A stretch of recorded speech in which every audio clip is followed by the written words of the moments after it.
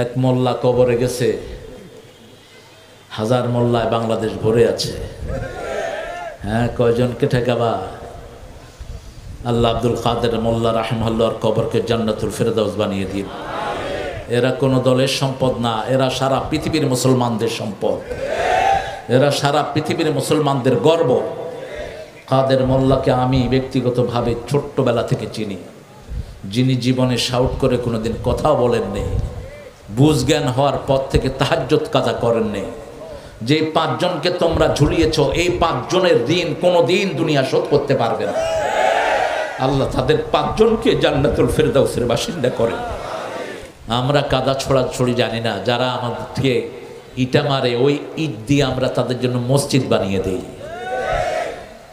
যারা মানুষের জানমাল নিরাপদ রাখতে চায় তাদেরকে ভালোবাসেন কে? কে ভালোবাসেন? আল্লাহ ভালোবাসেন। আর যারা জানমাল মানুষের নিরাপদ রাখে না, এরা কোনোদিন ইসলামের বন্ধু হতে, আমরা কোনো জালেমকে প্রশ্রয় দেব না। আমরা মানুষের ভালোবাসা নিতে এসেছি, মানুষকে ভালোবাসা দিতে এসেছি। আমরা আল্লাহর নিয়ম অনুযায়ী চলবো। জবিন আল্লাহর নিয়ম চলবে, আল্লাহ অন্য কারো নিয়ম চলতে পারবে না। এটাই বৈষম্য বিরোধী ছাত্রদের অঙ্গীকার হওয়া উচিত। তাদেরকে আমরা সহযোগিতা করব ইসলামের কারণে। কারণ আমার আল্লাহ বলছেন, তাআওয়ানু আলাল বিররি ওয়াত তাকওয়া ওয়ালা তাআওয়ানু আলাল ইসমি ওয়াল উদওয়ান। তোমরা প্রত্যেকেই নেকের কাজে, আল্লাহর তাকওয়ার কাজে প্রত্যেক মুমিনকে সাহায্য করো, আল্লাহ দ্রোহিতার কাজে এবং গুনার কাজে তোমরা কেউ কাউকে সাহায্য করো না। এখন সারা দেশে আলহামদুলিল্লাহ একটা শান্তির বাতাস আছে না নাই? আপনারা বোধহয় বেশি খুশি হইতে পারলেন না। এখন শান্তি আছে না নাই? এই শান্তি কি আপনারা চান? চান সবাই? তাহলে একটা জিনিসে আসতে হবে, লা ইলাহা মুহাম্মাদুর রাসূলুল্লাহ। আমরা সালাত পড়ব 5 ওয়াক্ত। এই বৈষম্য বিরোধী এই আন্দোলনে যদি ইসলাম প্রিয় পোলাপান না থাকতো, শুধু ওবায়দুল কাদেরের ঘোষণা অনুযায়ী 10 লক্ষ লাশ পড়তো। কয় লক্ষ? কয় লক্ষ? কয়টা লাশ পড়েছে? কয়টা? শিক্ষা গ্রহণ করো। বৈষম্য বিরোধী যারা, এরা সবাই কোরআন প্রেমিক, এরা সবাই ইসলাম প্রিয়, এরা সবাই মানবতার বন্ধু।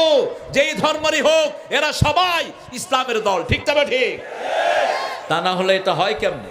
রাসূল সাল্লাল্লাহু আলাইহি ওয়াসাল্লাম ফাতে মক্কা করেছেন, কোনো রক্তপাত নাই, শুধু বলেছেন 15 জনকে যেখানে পাও সেখানে কি করো? কি করো? এর মধ্যে বলছে কাবার গেলাপ ধরা অবস্থায় পেলো মারো, মারছে। আরেকজনকে বাজারে মারা হয়েছে, 2 জনকে ক্ষমা করে দেয়া হয়েছে।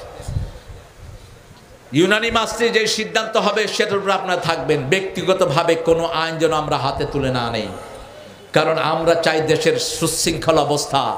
যারা রাতের বেলায় ডাকাতি করছে এরা কোনো দলের লোক নয়, এরা ডাকাতি। যারা মানুষের বাড়িতে আগুন দেয় এরা চোর, এরা লুটেরা, এরা সন্ত্রাসী, এরা বেয়াদব। এরা কোনোদিন কোনো মানুষের বন্ধু হতে পারে না। ঠিক না বা ঠিক? একটার বাড়ির দোষ কি? মোটরসাইকেলের দোষ কি? মোটরসাইকেল একটা লোক চালাচ্ছে, সে না চালালে আরেকজন চালাবে। একটা ঘরে তুমি না থাকলে আরেকজন লোক থাকবে। ঠিক না বা ঠিক? একটা ঘরে আমি উঠেছি, ওই ঘরে কোনো বাসিন্দা দেশে নাই, সবাই আমেরিকা, কিন্তু ঘরটা আছে, সেখানে আমরা থাকতে পেরেছি। ঠিক না বা ঠিক? এই জন্য রাসূল সাল্লাল্লাহু আলাইহি ওয়াসাল্লাম যেটা বলেছেন আমরা সেটা মানবো। রাজি আছি তো?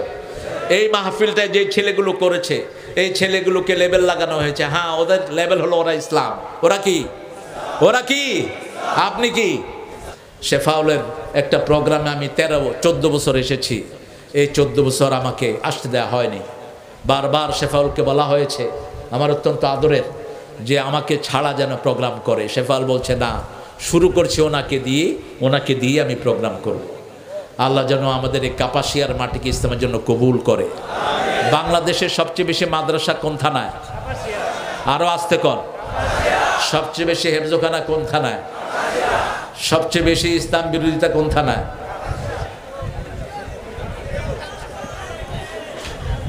না, ইসলাম বিরোধিতা না, আপনারা ঠেলায় পড়ে। আপনারা আসলে কাপাসিয়া যে কত মজা, কাপাসিয়ার কাঁঠাল যে খেয়েছে, আনারস যে খেয়েছে, মাছ যে খেয়েছে, কাপাসিয়াকে কোনোদিন সে ভুলতে পারবে না। এবং এত সুন্দর নান্দনিক একটা গার্ডেন থানা পৃথিবীর কোনো দেশে। সেই জন্য যারা কোনো দুষ্কৃতি কাজ করতে আসে, আমরা একত্রিত হয়ে তাদের উপরে ঝাঁপিয়ে পড়বো। রাজি আছেন তো আপনারা? চাঁদাবাজের কোনো জায়গা আমরা বাংলাদেশে দেব না। কোনো চাঁদাবাজ থাকতে পারবে না বাংলাদেশে। এক চাঁদাবাজ উৎখাত হয়েছে, অন্য কোন নব্য চাঁদাবাজ আমরা গজাতে দেব না। আমাদের বুকের রক্ত দিয়ে হলে আমরা সেটা ঠেকাবো, ঠিক না বেটি? চাঁদাবাজ হারামখোর, হারামখোর দুনিয়াও শেষ, আখিরাতও কোনো হারামখোরের পরিণতি ভালো হয় না। আমাদের যিনি ছিলেন, ওনার বাসভবনে কয়েক হাজার কোটি টাকা পেয়েছে মাটির নিচে। কয়েকদিন পরে সাংবাদিকরা গিয়ে স্টিলের আলমারি সরিয়ে দেখে যে একটা নিচে একটা রাস্তা, নিচে নেমে দেখে এরকম মায়ের বিশাল তাকে তাক 1000 টাকার নোট। নিয়ে যেতে পারছে? পারে নাই। কোনো হারামখোর কখনো শান্তিতে থাকতে পারে না। আমরা সেই জন্য যে আরেকজনের ভালো চায় তার ভালো চান কে?